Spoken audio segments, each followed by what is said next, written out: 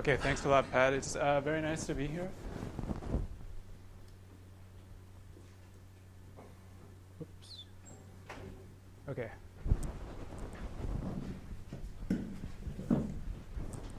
So I'll tell you briefly what reionization is. I'll try to convince you that you should actually care about this. I'll describe a little bit about some theoretical modeling I'm involved with. Then I will move to observations and describe what we know about hydrogen reionization right now from quasar absorption spectra, from Lyman-alpha emitters, from gamma-ray burst optical afterglows, and then I'll look towards the future and talk about 21 centimeter observations. So I have a lot of collaborators in this work. In particular, I wanted to mention Matt McQuinn and Oliver Zahn that led a few of the projects that I'll talk about today. So sometimes when I tell people, they go, oh, you work with the CFA mafia or something like that. And I just say, they're good fellas. Okay. So first, what is reionization? So we have a pretty good picture of the universe at an age of about 300,000 years from the CMB. So the universe started out hot, dense, and ionized, expanded and cooled till the time T of about 300,000 years when it had expanded and cooled enough to be in neutral atomic form, and the universe became transparent. We detect those photons today as the CMB. We have detailed observations and pictures of them. Then T, after about a billion years, we have a pretty good picture of the universe from galaxy surveys and quasar spectra. And as I'll explain in a little bit, most of the gas between galaxies in the intergalactic medium appears to be highly ionized. So we think that something interesting happened in this period that we don't have observations of between T of 300,000 years and T of 1 billion years. And we think that what happened is the first sources of light, maybe galaxies or quasars, turned on. Ultraviolet radiation from them leaked out and started ionizing their surroundings. Eventually, the ionized regions merged, and the entire gas in between galaxies was basically ionized. Now, the nice thing is that, and we think that this whole process may have started sometime around when the universe was a few 100 million years old. Now, the nice thing about this is that we think we can actually observe this epoch in the next few years, and we may have even started to look into this epoch. Now, this event marks the transition from simplicity to complexity, but I like to think of it as the transition from playing chess to mud wrestling. Okay, so here are the basic questions that we're after. We'd like to know when hydrogen was reionized. We want to know how extended the process is. As I'll show you in a minute, we don't think that there's really one redshift of reionization. We think that the whole process was very extended and different regions were ionized at different times. Now we think that hydrogen will be ionized and helium singly ionized at about the same time because the sources will have hard enough spectra to do that, but we think that if the sources are like galaxies, they may have only they might not doubly ionize helium at the same time. You require very high energy photons to do that. So we'd also like to know when helium was doubly ionized. We'd like to know who reionized the universe, what type of sources of light managed to ionize all the gas in their environments. And from this, we might learn something about the process about the first galaxies, stars, and quasars, and so forth. Now, we can think of it maybe in the following way. So galaxy formation and star formation are obviously very difficult problems. But the basic physics of the intergalactic medium is fairly easy. It's atomic physics, fluid mechanics. And so we can use the physics that we know, that of the IGM, to study, as a laboratory, to study the more difficult problems of galaxy and star formation. We'd like to know how large the ionized regions are at the different stages. What was the topology of this process like? But, probably, more importantly or more generally, we'd like to know what the adolescence of our universe was like. I mean, the whole story that I outlined to you before is just some story that we made up, basically. So we'd like it's very plausible and supported by some data, but we'd like to observe this directly and know for sure.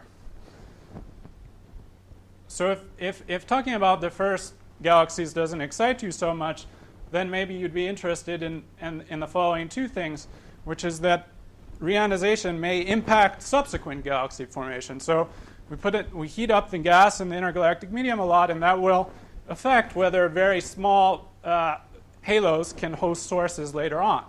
And finally, it might be a nuisance for extracting cosmological parameters from future surveys. So for example, reionization is a patchy process, and this will induce secondary anisotropies in the cosmic microwave background, which may bias constraints on cosmological parameters from Planck. So if we want to extract parameters as well as we can from future missions, we might need to understand this process better. Okay, so I'm just going to jump to the answer. So this is a simulation of reionization. The box here is, ignore this panel for the moment. The box is about 200 megaparsecs on a side. The black are neutral regions, and the green are ionized bubbles forming around the first sources. And so you can see, so the movie started at Redshift 11, and you can see the whole process may be quite extended. And it starts with bubbles in isolated regions gradually forming and growing quickly as the galaxies that ionize the universe are highly clustered. And so these things quickly merge into these larger structures and grow with time. Let's run through it once more so I can point out. Okay. So first, you're forming sources in this region. Well, still nothing is formed here at redshift 10. The exact redshift is very uncertain. And these guys have a bunch of neighbors, and so they form this big structure while nothing is going on over here. So it's not a global event. There's no global redshift of reionization, but instead, it happens locally in different places at different times. And gradually, eventually, most of the volume becomes ionized, and you can kind of see an inversion where most of the gas is ionized with only neutral islands left over. Volume. How big is Yeah. it? So this is 186 megaparsec on a side. So quite large. Okay, so now let me tell you what this calculation actually was. So to simulate reionization is a difficult computational problem. First, because you need a large volume. I showed this was 130 mpc/h or 186 megaparsec on a side. And the bubbles in this process, these H2 regions, quickly grew quite large. And so if you want a representative sample of these bubbles, you're going to need a large volume to simulate it. At the same time, you need high mass resolution to resolve the sources and the sinks of ionizing photons. So for example, a characteristic mass in this problem is about 10 to the 8 solar mass. This is the mass above which the virial temperature would be above 10 to the 4 Kelvin, and so gas can cool by atomic line cooling and condense and collapse to form sources. So if you wanted to get this mass resolution in a box of 100 megaparsec on a side, you'd require about 3,300 cube particles. Now this is 3 to 4 times larger than the Millennium simulation. So the dynamic range requirement is quite large. Now even this isn't quite enough if you really want to get the process right, because you would really want to resolve the profiles of the sinks of ionizing photon, basically Lyman limit systems, and that would require even more resolution. So it's a difficult problem. You also need to treat radiative transfer in some way. This is a 7-dimensional problem that you want to do with high resolution. So in the past few years, the CITA Texas group was the first to do this, basically, and a few other groups have followed with calculations, have just been tackling this problem in an approximate way. So right now we have actually 2 simulations, one which is in a box of this size and the other which is basically double that. We have about 1024 cube particles. So we resolve directly sources down to about 2 times 10 to the 9 solar mass. And in some cases we've tried to put smaller mass halos that could have sources in by hand with the appropriate statistical properties. So basically we know what the abundance in clustering of halos should be from other simulations in Projector type theory, and so we can add them into the simulation with the right statistical properties to boost our dynamic range. Now, the second thing is that we assume that the gas in these calculations traces the dark matter. This is not so bad because, as I'll explain in a minute, we're most interested in the very large scale features because these are the features that will be most detectable in the first generation of, say, 21 centimeter observations. And then still to get the large scales right, you need to get basically, you want to know something about how quickly the gas is recombining, which depends on the very small scale physics. So this is treated by some sort of subgrid physics prescription that I can get into later. Now, in treating the radiative transfer, there are also several approximations that one can make. The first is that the fronts will be traveling basically supersonically through the low density IgM. So they're outracing any hydrodynamic response of the gas. So this means that you can basically treat this in post-processing to the first order. In other words, you run the simulation first, and then you do the radiative transfer on the evolved simulation. Next, the fronts, the ionization fronts in the IgM before reionization will have a very short mean free path of order of kiloparsec. So that means that the fronts are very sharp, and if the sources do not have a very hard spectrum, you basically have this two-phase thing that you saw in the simulation where a source has an ionized region and then very quickly drops off to a completely neutral region. So you just need to track where the fronts are, which you can do by casting rays from each source across and counting the number of photoionizations along the ray and the number of recombinations. And inside the front, you basically have ionization equilibrium pretty quickly because the equilibration time within a front is very short. Okay, so also inside the front, we assume a uniform temperature, which is not so bad for these soft sources with short mean free paths. And the next thing is the sources. What we're really modeling is the position of halos, and we have a simple prescription for how many ionizing photons a halo can produce. Okay, now in conjunction with this, we do some semi-analytic modeling. So at first glance, the picture that I showed you, you might think that the basic physics that governs it is very complicated and you need to run these huge radiative transfer simulations to understand what's going on. But in fact, something very simple underlies the whole picture that I showed you. And basically what's going on in the picture is that overdense regions form galaxies first, and those regions become ionized before the underdense ones. And so everything is being modulated by the overdensity on large scales. And so when I look at the picture with bubbles forming in some regions then first and others only gradually being eaten away by bubbles, what's happening is that the overdense galaxies are popping up in the overdense regions, ionizing their surroundings, and only gradually passing photons into the overdense region. So there's a simple way to model this. Let's start out. Let me explain the basic idea.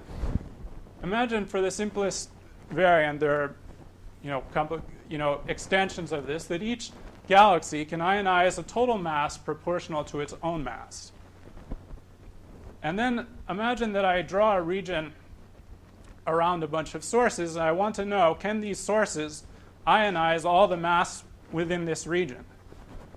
Then what I want to do is ask whether the number of photons produced by the sources in this region is larger than the total number of hydrogen atoms enclosed in the region. If so, then these sources can ionize the region. If not, they don't produce enough photons to ionize the gas within the region.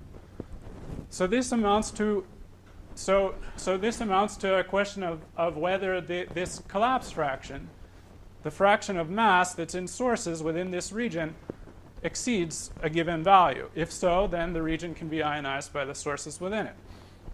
So you can do something very similar to Bond 91, and you can calculate analytically what the distribution of bubble sizes will be at a given phase of reionization. Now, if you think about it, you might ask, you want to deal with the case that you're in a void that's ionized by a nearby cluster of sources.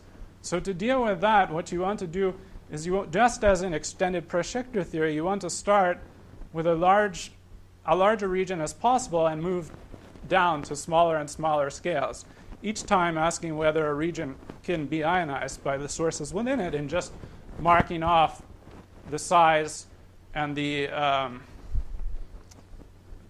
size of each corresponding region. So you can do this totally analytically if you assume that the bubbles are spherical. Now another approach is to apply this sort of ansatz in a Monte Carlo sense to a numerical simulation. I just take the density field and I check whether the regions are over-dense enough to contain enough sources to ionize the atoms within it. So even though at first glance it seems like a complicated problem, at some level we just need to count photons. Okay, so here's what results. So the maps show, so these are the full radiative transfer simulations that I just described. This is 65.6 MPC over H on a side. This is a quarter megaparsec over H deep. And these are three different stages of reionization. The black are ionized regions, and the red and outside is neutral regions color-coded by the density. So the yellowy areas are more dense, while the dark reds are less dense. And this is sort of 20%, 30%, and 60% fraction of the volume that are ionized. Now on the other side, on the far right-hand corner, is where I've applied this prescription to the initial conditions of the simulation that this was run with. So globally, you can see that it matches pretty well. Like basically, you can find where the ionized regions are. So what's determining where the ionized regions will be are just the overdensities, basically. So from the linear overdensity field, I have a pretty decent map of what the ionization will look like at different stages of reionization. Now, it's not perfect. You can notice that this looks a little bit more connected and elongated than the simulated map. But we can do a slight improvement on the scheme, which is instead of applying it to the linear density field, to apply it to the evolved halo field. So if I take the halos from the n-body simulation that tell me where the sources are, then I can again do this thing of drawing spheres and asking whether a region will be ionized by the sources around it. And this matches pretty well with the full simulation. And this takes about 15 minutes to run, while this is several weeks of computation. So you can get a good basic feel for what's going on. And it also is useful for exploring parameters, because obviously we know very little about the first sources, and we'd like to be able to see what sort of 21 centimeter signal, for example, they will produce. Any of these include recombination? Yeah, so a caveat with all this is that a difficulty in this scheme is capturing the recombinations. So they aren't captured perfectly, so there are very few recombinations in this calculation, just because our grid was so coarse and we don't have like sort of subgrid clumping. But even including the recombinations, you still get a pretty good match, which I can show later. Okay, so if you don't believe the match by eye, you can go and measure statistics from the box. So that's what we did. So the first thing is you want to know something about the size of H2 regions. So this is sort of a PDF of the size of H2 regions at different stages of reionization. So the solid lines are from the full simulation, while the dotted is from this analytic model using the initial conditions. And so the first thing that you see is an impression that you get from the eye, which is that you start out with these very small individual H2 regions around galaxies, but because the galaxies are highly clustered, they quickly merge into much larger structures. And so as I go forward from high redshift, where only a small fraction of the volume, to lower redshift, where a much larger fraction of the volume is ionized, what's happening is the clustering of galaxies is leading these little ones to merge and overlap and form these sort of uber bubbles. And this basic process is described fairly well by the analytic calculation, but not perfectly. Okay, so the second thing is that I was saying the overdense regions form galaxies first and ionize first. So a way of quantifying that is to measure the cross correlation between the ionization field and the density field. So this is the cross correlation coefficient between the ionization field and the overdensity at a few different stages of reionization. This is early on and this is later. And so they're very well correlated on large scales, and then they turn over on scales smaller than the bubble size. This is basically because if you're on a scale much smaller than the bubble, then you're ionized irrespective of the exact density at that pixel. So you turn over on scales less than that of a bubble. So okay, so it does actually, it turns, so R will turn, on very small scales it actually turns over. It's sort of hard to see this. We have slightly higher resolution calculations where you can see it better. And that's because on small scales the fronts expand more easily into the voids. So on small scales the situation is reversed actually, and the underdense regions ionize first. But on large scales it's really the overdense regions that ionize first. So we've tried to be fairly we've tried to admit our ignorance in doing these calculations, and one piece of that ignorance is that we don't know much about what the sources that will ionize the IGM are. So for example, is it mostly the small galaxies that produce most of the ionizing photons, or is it the more rarer massive galaxies? So we just don't know. For example, one could imagine that it's easier for photons to escape the shallow potential wells of the small halos, or one could imagine that in the shallow potential wells, supernova winds just blow all the gas away and you don't form stars there. So we just don't know. So what I show is at fixed ionization fraction, as I move from left to right, progressively more massive sources dominating the production of ionizing photons. And as I move down, I showed progressively later stages in reionization. And as I go across, each thing is compared at the same fraction of the volume of the IGM is ionized. And so basically, if the very massive sources are highly clustered, and so this tendency for the sources to merge and form these big agglomerates becomes larger. And so this is a reflection of the bias of the sources. If the most massive guys produce most of the ionizing photons, then the bubbles are very large. Well, if the smaller guys produce most of the ionizing photons, then things are more fragmented and the bubbles are smaller. So we can hope with these measurements to learn something about which sources are reionizing the IGM, what type of sources. That's 130 megaparsecs. Sorry, this machine, yeah, this is right, that's right. This is 130 MPC over H on a side. Okay, so the second thing that we don't know much is the sinks of ionizing photons. So we know in CDM that there are many very small mass abundant halos. Now the question is, do they hold gas during reionization? So these sources would have virial temperature less than 10 to the 4, so they cannot condense and form sources. So as long as they maintain their gas, they're going to be these sinks of ionizing photons. And these sinks will limit the extent to which the bubbles can grow at a given stage in reionization. So these are basically more and more extreme models for how abundant these sinks are. So this is sort of the fiducial model where there are few of these sinks, and this is where there are very many. This is actually quite an extreme model where the sinks are very important. So for example, if you have a little bit of early heating by X-rays, you will just photoevaporate these sinks very quickly.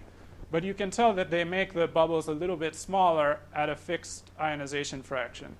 Now another thing that I haven't emphasized so much is that for 21 centimeter, this, the detailed ionization or neutral fraction, residual neutral fraction within these bubbles is basically irrelevant. This is all like a totally ionized for the point of 21 centimeter. Now if we want to look with quasar survey, at quasar spectra, for example, whether the neutral fraction is 10 to the minus 3 or 10 to the minus 4 in this bubble will make a huge difference for the signal. So they can also be important in this sense that the mean free path within each of these bubbles is smaller when you have all these sinks, which means that the intensity of the background will also be less within the bubbles. So in some ways, I would claim that the 21 centimeter signal is actually easier to model than quasar spectra during reionization. OK, so that was the brief take on the theoretical models. And there are basically only two main messages. Well, three maybe. OK, so one is that reionization is inhomogeneous. There's a wide spread in when across the universe in when regions will become ionized. The ionized regions during reionization will be quite large. And the third one is that the overdense regions ionize first. So basically, I would just use those same facts over and over again as I address some observations. OK, first I'm going to talk about quasar spectra. OK, so here's a Lyman-alpha forest spectrum at redshift 3. This is the best case scenario. This is like a tremendously bright gravitationally lensed quasar taken with CAC, and the signal to noise is 100 and so forth. But basically, you see the Lyman-alpha forest here, which is fluctuating absorption and transmission, and this is due to residual neutral hydrogen along the line of sight between us and the quasar. Now, I said before that we know that most of the gas between galaxies is ionized. This is how we know it, because the Lyman-alpha cross-section is so large that if most of the gas was neutral, we wouldn't see this. We wouldn't see flux transmitted through here. We'd see total trough. So what happens at and the other thing is that we know how to model this forest quite well. From first principle simulation of structure formation, we can shoot lines of sight through the simulation box and reproduce the statistics of the redshift 3 forest quite well. OK, so what happens at higher redshift? So this was from 2001, Becker, and you see this is redshift 5.8 to redshift 6.28. And you can see that compared to the last graph, where there was a lot of transmission through the forest, it's becoming quite a bit thicker until you have a complete absorption trough at some wavelengths in this highest redshift spectrum. So what does this mean for the ionization state of the gas at redshift 6? Now, thanks to the work of Fan et al., we have about 20 redshift 6 quasars. The first order statistic that you can measure from these is basically the mean level of absorption through the forest. So to estimate this, what you do is you want to extrapolate how much light there would be from the quasar if there were no absorption. So you typically here they just extrapolate a power law from the red side of Lyman-alpha, and then you see some amount of flux in the forest, and the average transmission through the forest is just the ratio of these averaged over some significant stretch of spectrum. Sometimes people plot the effective optical depth, which is the logarithm of this quantity. Now, even if the ionization state of the gas is not changing much, it's not surprising that the forest becomes thicker. So we expect the optical depth in Lyman-alpha to scale like 1 over the photoionization rate set by these background sources times the density squared, and there's this 1 plus z to the 9/2 factor. So this large factor means that and this just comes from basically the fact that the universe is denser at high redshift, and so you're not going to get much transmission no matter what happens to the ionization state in the Z of 6 forest. Now, the second thing is that at this high Z, the only places that will transmit through the forest are very low dense regions. So this is some indication of the characteristic density that the Lyman-alpha forest will allow transmission through. Now, this is even if the gas is highly ionized at this redshift. The Lyman-alpha cross-section is so large that you only get transmission through delta. So this is the density in units of the cosmic mean. So you get transmission through gas that's much less dense than the cosmic mean in Lyman-alpha, basically delta 0.2 or something. So you're really sensitive only to what's going on in the very underdense parts of the forest, even if the gas is highly ionized. Okay, so let's look at the redshift evolution. So there are two interesting things. So this is actually a plot from a paper by Becker, Sargent, and Rauch. And you can see that the absorption increases pretty rapidly. And each of these shows the absorption in the Lyman-alpha forest averaged over a skewer of 50 megaparsec. So it evolves pretty quickly, and there's a lot of scatter from sightline to sightline. Now, your intuition might be this is quite interesting because, fluctuations in the dark matter density are order unity today on 8 megaparsec scale. Now, I'm saying that the absorption in these quasar spectra is fluctuating tremendously when I average over 50 megaparsec. So what's going on? Does this mean that we're starting to probe the part of the IGM before bubbles are percolating, and this excess scatter is due because I'm crossing neutral regions in some case and passing only through ionized regions along other lines of sight? Okay, so it turns out that your intuition of thinking that a large scatter, even smoothed on 50 megaparsec, it might not be as surprising as you think. So first, because you only have a skewer rather than a 3D volume, fluctuations will always be pretty large, averaged over large scales on a skewer. This is because of aliasing. Basically, the high K transverse modes contribute to the large scale 1D power. Or you can just think fluctuations in 1D are going to be larger than 3D. And the second thing is, as I said before, the transmission is only sensitive to very rare voids in the gas density distribution. This means it's a highly biased tracer. So this is a little bit like in the 1990s, before I was working on anything, and pencil beam surveys found these very large fluctuations on 100 megaparsec scales, and people were going, oh, maybe the universe is not really homogeneous on large scales. And then Kaiser and Peacock pointed out this aliasing calculation. So with Peng O and Steve Ferlinetto, we said, let's test the null hypothesis, the simplest, stupidest thing, that all this scatter that we see in the forest has nothing to do with reionization, but is entirely driven by density fluctuations. So we took the sort of simulations that one uses, not the reionization simulations that I showed before, but the sort of simulations one uses to describe the redshift 3 Lyman-alpha forest, and ask how much scatter should we get if we smooth over 50 megaparsec at redshift 6. And so this is a function of increasing redshift, and basically this top line where 1% of the flux is transmitted, you can, and this line indicates 35 megaparsec and this 70 megaparsec.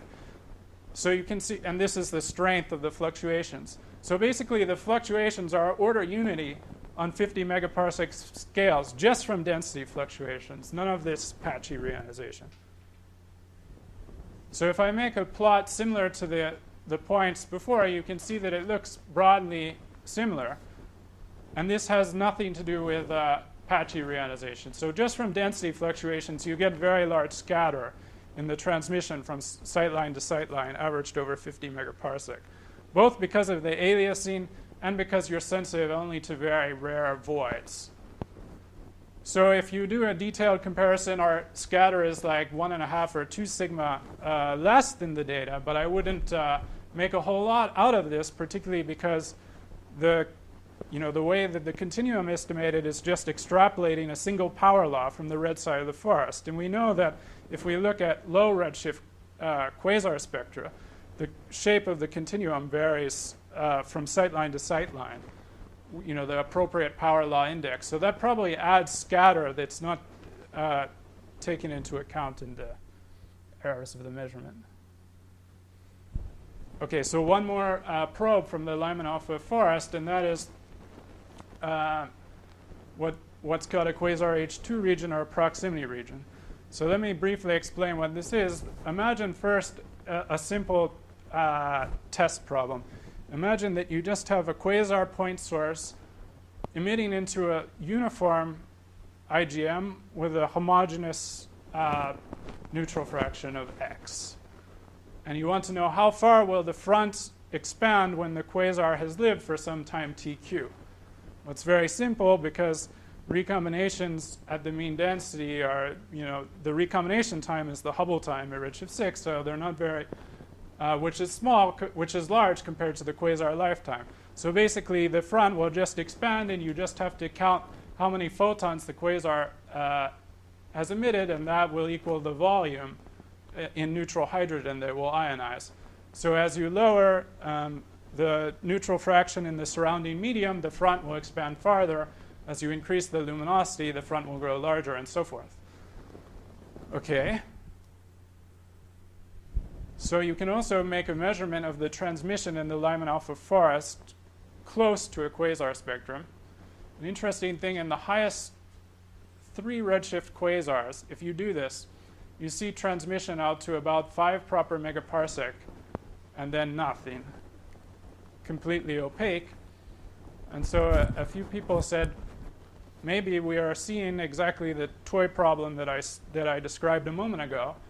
And if you put in numbers and you believe like typical values for the quasar lifetime, like a few times 10 to the 7 years, and you believe that this number here is really indicating the extent of the quasar front, then you find that the data actually prefers a significantly neutral IGM. Okay, so we decided to examine this in a little more detail. So the first thing to note is that, as I've said a number of times, the whole process of reionization will be quite extended. The highest redshift quasar turns on at redshift 6.42. If the quasar lives for a typical lifetime of a few times 10 to the 7 years, that means the quasar will have turned on at redshift 6.66. And at that point, if we think that the IGM is totally ionized by redshift 6, then it can't be too neutral, just based on how rapid we expect reionization to be.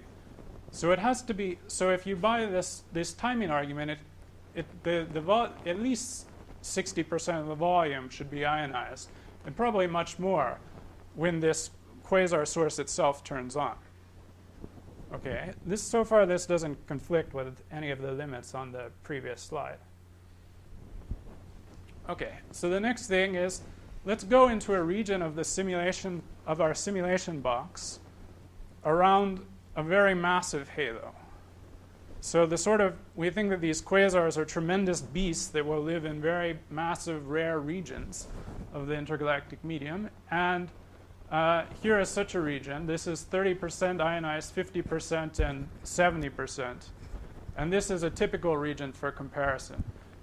And I said that probably these two places are unlikely based on the fact that it takes reionization a while to proceed. So at most, it's probably this 30% neutral, 70% ionized scenario. Now imagine I draw sight lines towards this quasar around this bubble. Again, this is 100 megaparsec on a side. So if I draw all these sight lines, I can see that there are many that are passing entirely through ionized gas, never touching any neutral material. Okay? So the quasar lives in a very biased region where you're not going to be seeing the typical ionization fraction of the IGM, but something enhanced by that. So at first glance, this is kind of confusing. I was telling you that this is going to allow the fronts to extend much further than in the case of a homogeneous medium. So the next thing we did was we took that massive halo and we put a quasar there. So we followed the ionization of the quasar. We did this actually using a 1D radiative transfer calculation that follows things even more exactly. So the red shows so these are 2 example sight lines. This is the photoionization rate as a function of separation from the quasar. The red shows the initial conditions before the quasar itself turns on. The black shows the front after the quasar turns around. So on this line of sight, the ionization is much larger than the background when the quasar turns on, and then it stops when it hits a neutral column of material. Okay. And on this line of sight, the front makes it much further before it gets halted by the neutral material. In both cases, the front extends a little bit further than the extent to which I saw transmission in that quasar spectra. Now, the next thing we did is to make mock Lyman-alpha spectra from these quasar maps. So unlike the one I showed you before, they're not smooth. So this is like the unsmooth transmission through the forest. And so you can see that where the quasar influences, you get a lot of transmission, and then it dies down. Now, in general, it's very hard to estimate the true position of the front from this. So if you see the world through Lyman-alpha goggles, Lyman-alpha has such a large cross-section that you won't get transmission even when the gas is quite highly ionized. So for example, on this line of sight, let's say that your diagnostic for where the quasar front was to find the last place along the spectrum from the quasar where the flux passed 10% transmission. So here it would be this spike, and then it's totally black afterwards, even though there's a bunch of ionization from galaxies out here. But there is no gas that's underdense enough along the line of sight to pass any transmission here. So in this case, you do a fairly decent job of locating the true position of the quasar front. Where this black thing falls off is similar to the last place along the spike. There's some damping wing absorption from neutral stuff out here, which makes it a little bit smaller, but it's not so bad. But now look at this sight line. So here, the front actually makes it out here to almost 15 megaparsec, but the last place that it crossed 10% was more like 5 or 6 proper megaparsec. So the front is extending much further than you can locate. So you might say, well, it's just because you have the wrong threshold. Why don't I reduce the flux threshold for calling something the edge of the front? But if you reduce the threshold, then eventually you would pick up the ionization that is from these galaxies outside that has nothing to do with the quasar itself. So in general, if you see the world through Lyman-alpha goggles, you will be confused, and you're not getting the true location of the quasar front. So I think those data are actually consistent with a completely ionized IGM. The location of these front are not really telling us about the neutral fraction by volume, but they're just telling us about where the last region along the line of sight is that's actually underdense enough to allow transmission. I thought Messenger claims that they've seen damping wings. Yeah. So another thing is to search directly for the damping wing along the front, around the quasar. Now this is, of course, what you want. This is like the smoking gun for any neutral material. But they're looking for this wing in a place where the transmission is already very low. So it's very hard to pull out that wing. So I think they're like making too much fuss about something that I think is a chance feature in the data. Okay, so next I want to shift and briefly talk about Lyman-alpha selected galaxies. So I like this quote I saw from Jergovsky, which was, "We may be entering the extragalactic El Dorado, but this alluring picture may be still wrong, and Lyman-alpha galaxies at high redshift may be fool's gold." So I thought this was very dramatic, and it's not entirely applicable anymore in the sense that Lyman-alpha galaxies now are quite a successful technique for finding high redshift galaxies, but their exact value is still unclear. So the basic way this works is that if you want to find Lyman-alpha from a high redshift galaxy, you have to deal with a place in the night sky where there are all these OH lines. So the atmosphere is really messy at the right wavelengths. But it turns out that there are a bunch of gaps between all this OH at redshift 6.6, 5.7, 4.7, and a few at higher redshift. So to select a galaxy by Lyman-alpha, what you do is you compare the flux in a very narrow band and a very broad band about these in these windows. And you look for things that are surprisingly bright in the narrow band compared to the broad band. That's a good candidate for a galaxy with an emission line. But of course, you can have some lower redshift interlopers, and so you need to do spectroscopic follow-up, like oxygen 2 is a nuisance, but it's a doublet, so you can distinguish it from Lyman-alpha, which also tends to have a very asymmetric line, and so forth. Now, Lyman-alpha emission lines, so Mark Dijkstra and I have a semi-analytic model for what the Lyman-alpha line around a high redshift galaxy will look like. And without going into too many of the details, the basic story is fairly complicated, and the detailed line profiles depend on a number of things. So the star formation rate, the photoionizing background, the intrinsic width of the line, winds can modify this, infall around the host galaxy modifies this. And so from the line profiles alone, I'm not super excited about this as a probe, but an interesting thing is the following. So the Lyman-alpha line is not a delta function or something. It has large damping wings, and if there's neutral gas around the galaxy, then these damping wing will cut out flux along the red side of the Lyman-alpha. So this means that if you have a galaxy that's at the edge of a bubble, it will tend to be attenuated by the neutral gas near it. But if you have a galaxy that's in the center of a very large bubble, then its flux will be transmitted. The damping wing won't be able to attenuate the source. So if you look at the distribution of Lyman-alpha emitters on the sky, their observable abundance is being modulated by the presence of these H2 bubbles.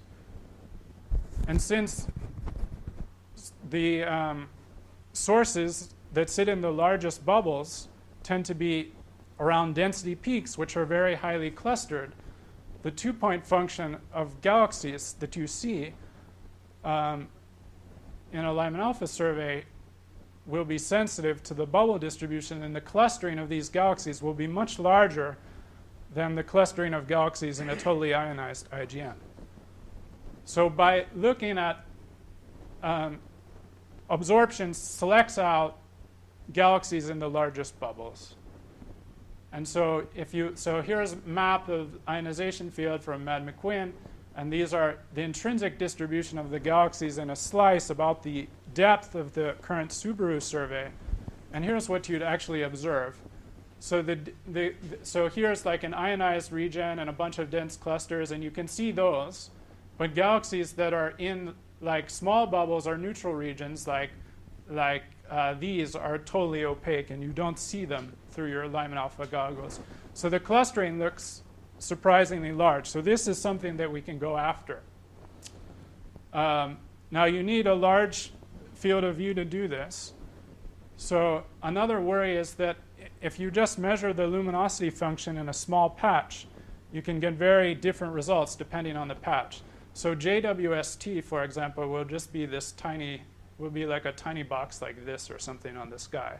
So depending on where I put my JWST box, I can basically get any answer that I want.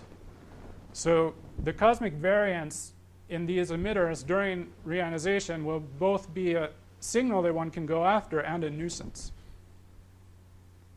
Okay, I'm going to skip over the GRB after this. Ask me about that later so that I can move question. Pat. Okay.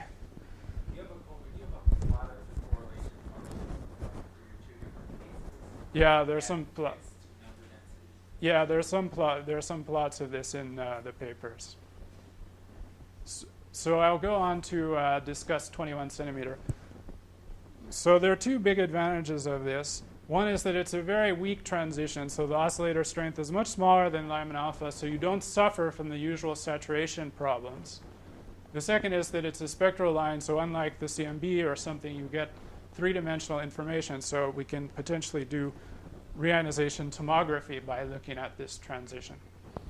During reionization, I won't go through all this now, but the spin temperature will be much larger than the CMB temperature, and you're measuring basically, if you look at fluctuations in the 21 centimeter line, you're looking at fluctuations in the neutral fraction times the gas density. Okay, so probably you've heard a lot about this from Su-Ching and Wei Li, but the difficulty is foregrounds, which are about 4 orders of magnitude larger than the signal. But the nice thing is that at least all the foregrounds we know about are smooth in frequency space, while the signal is not. If you look at 2 frequency bins separated by a megahertz, you're looking at very different redshifts in different uncorrelated regions. So you can use basically the DC component of the signal to subtract out the foreground. And of course, there are many other challenges, but I don't want to dwell on that. There are many ongoing efforts, GMRT, MWA. The first thing is obviously to find a radio quiet site. This is Western Australia. The population at this site is about 4, 2 adults and 2 children, and 1 kangaroo in the middle. Okay, so what might we see? So this is from one of the simulations. The first generation surveys will not have the will not be able to image the 21 centimeter, but will instead need a statistical detection. So the black is very early in the ionization process when only a small fraction of the volume is ionized, so it basically traces the density fluctuations. Then as time goes on, the signal actually dips on large scales. The reason for this dip is that initially the overdense regions are brighter, have more neutral hydrogen, and are brighter than the underdense regions. As time goes on, the overdense regions ionize first and start to drop in their neutral hydrogen content while the underdense regions stay the same. So there's some point where there's very little contrast between the overdense and underdense regions. And then eventually the overdense regions become more ionized and become less bright than the underdense regions. But briefly, there's a period where the overdense and underdense regions are at similar neutral hydrogen content, and so the signal drops on large scales as a consequence. But then, as the ionized regions grow and become large, the power spectrum quickly rises, and you get this kind of knee and flattening in the 21 centimeter power spectrum, which subsequently drops with time until eventually here, this is when like 95% of the IGM is ionized. The fluctuations are very low because there's just very little neutral hydrogen around. What's that?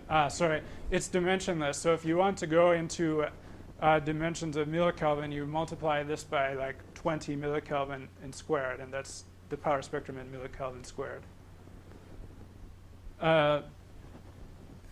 Now, the MWA, for example, will only have sensitivity to about a decade in scale. On small scale, the thermal noise will kill you, and on large scales, the foregrounds will probably kill you.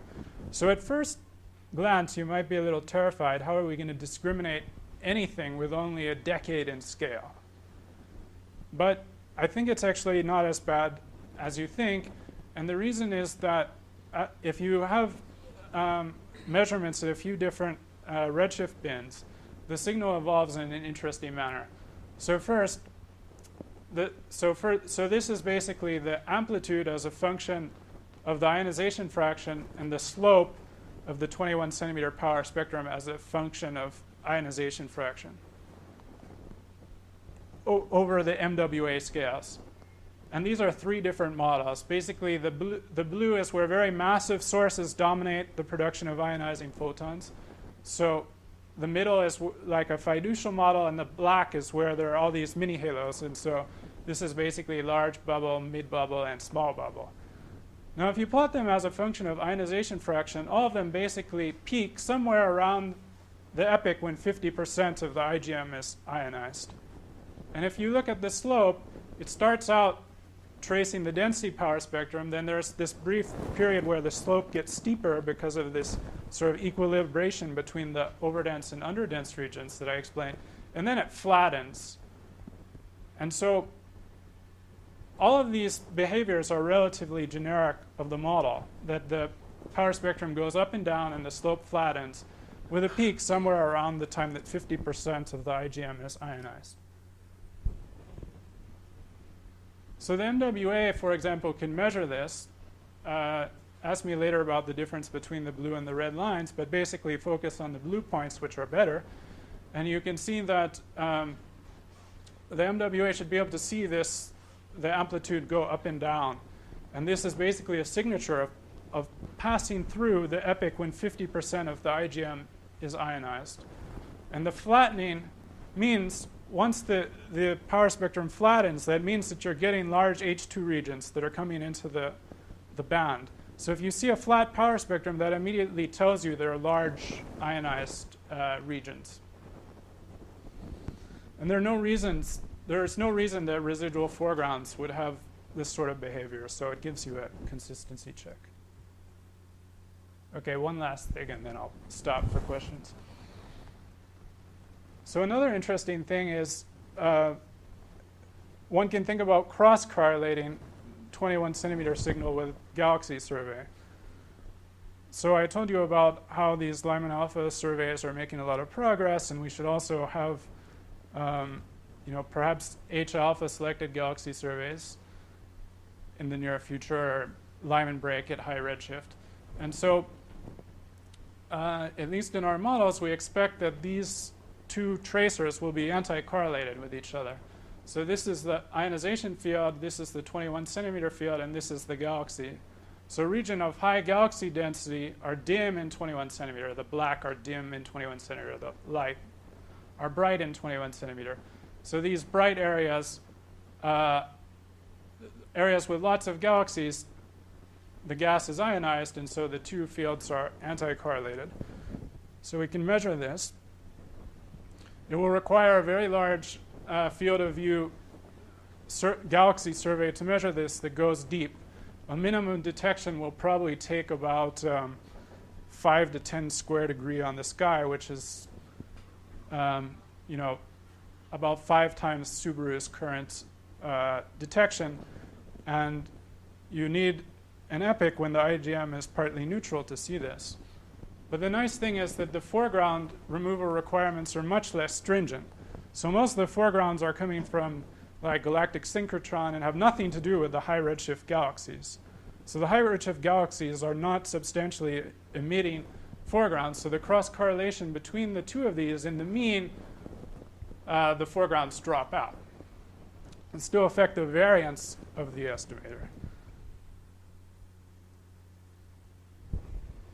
And this signal will also, so this is basically the absolute value of the cross correlation as a function of scale, and it will turn over on progressively larger scales as the bubbles get more ionized. So the signal tends to turn over on scales smaller than the bubbles. This is kind of like the ionization, the fact that the ionization density cross correlation turns over. If you're on scales less than the bubble, you're just completely ionized irrespective of the precise density at a given point. So in the future, we may be able to see this as well. So I'll conclude here. I'll just say that the present observations of the redshift 6 IgM are interesting but are difficult to interpret. This is a challenging problem for theoretical modeling, but we do have a number of efforts underway to do this, and we're keeping them in check with semi-analytic understanding. And in a few years, I think we will learn a bunch about reionization from all these upcoming probes. Thanks.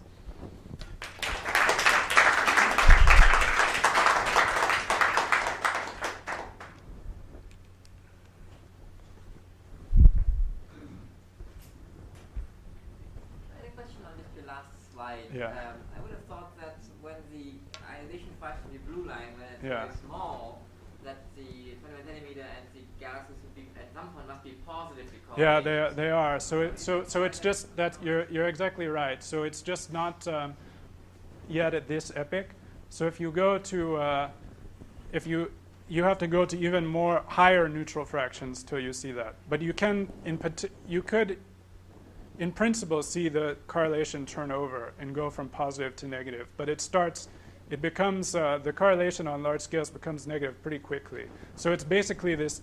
The turnover is basically when this equilibration epoch that I was talking about happens.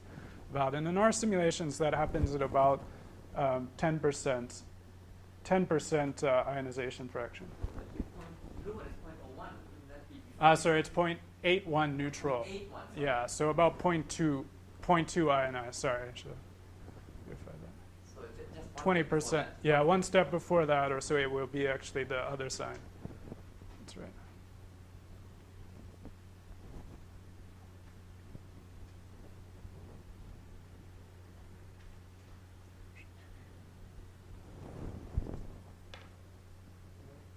Just a simple question. I mean, Yeah. I remember years ago people talked about the sense of Vegas whether stars were going to be responsible for reionizing quasars. Yeah. That seems to be simply because you're just assuming stars and quasars to turn on. So it's not. I think it's. So we've actually simulated only the star case, partly because it's an easier problem because the fronts are the spectrum are softer and the front sharper. Now I think it's still possible that quasars do contribute a bunch to reionization, but there are some constraints. So one, if you take if you take like the bright end of the quasars, it's like totally hopeless. So you need like a fair number of faint quasars that wouldn't have been detected by surveys, which is plausible. But one constraint on this comes from the soft X-ray background. So if these sources produced high-energy X-ray photons, then those would redshift down and make the soft X-ray background now, but most of it is resolved. So I think there's still some wiggle room, but it is a bit constrained. And the signature of this would look different than the sort of star-like sources that we've predicted, so it'd be interesting to model that. So it hasn't been modeled, nor has it been detected yet, this difference in signature on this. That's right.